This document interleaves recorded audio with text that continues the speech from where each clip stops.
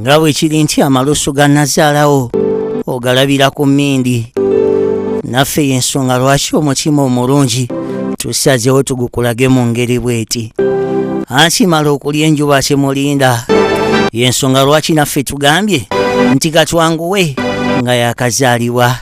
Njagala okimanye Bobson Peter, abantu bangi ku nsi ya Katonda bakwenyumirisaamu ebyensusso, era njagala okitegeera okuviira ddala ku nsobo y'emitima gyabwe. Basazeewo ne bagamba nsi bakwagalisa amazaalibwa gakyasize okubeera amalungi, era kakasa bagamba nti omutima omulungi guli kutuusa wamu n'omutonzi. Bwe bali kubeera wanjawulo, bwe bali kubeera muntu ategeera abantu.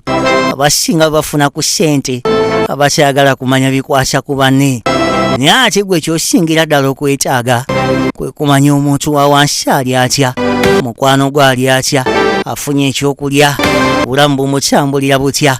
Kwegamba gwe muntu ayagala ennyo gabana n'abantu, era ng'ekintu ekyo amazima gali ntusaba Omukama akikuweeremu omukisa.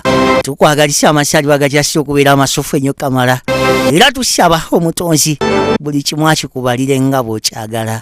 Bobson Peter, tojjanga okwo, tokyusanga, genda mu maaso n'ogw'omutima omulungi gw'olina.